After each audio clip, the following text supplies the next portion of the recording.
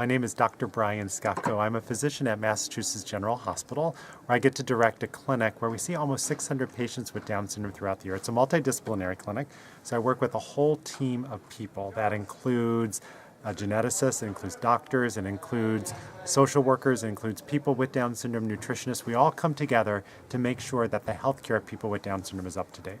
We don't do primary care. Everyone has their own primary care doctor, but they come once or twice a year just to make sure we give them the full treatment. Nothing gets missed. We call it the Down syndrome tune-up.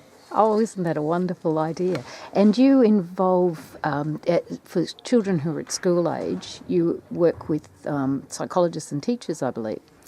We learned in our clinic that so many of the questions that parents have are educational ones, and sometimes we know education and medicine go together. So because of that, we have involved psychologists, psychiatrists, and educational specialists within our clinic. For example, a parent will come to me and say that there are so many frustrating behaviors that the school is reporting.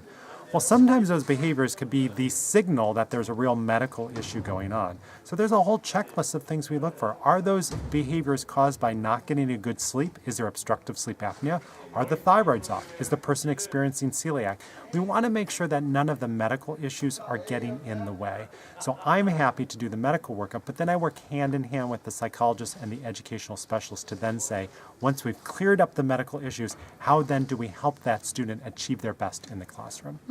It's quite unique, I would think, that there's that connection between medicine and education. Sounds like there should be more of it. I think medicine and education go hand in hand. You can't be a good student if your healthcare isn't tuned up. And if your healthcare is tuned up and you're not given a good education, it's all for waste. So we have to work hand in hand, and I'm continually humbled by the good work that's going on in school systems, but oftentimes they're underserviced or under-resourced.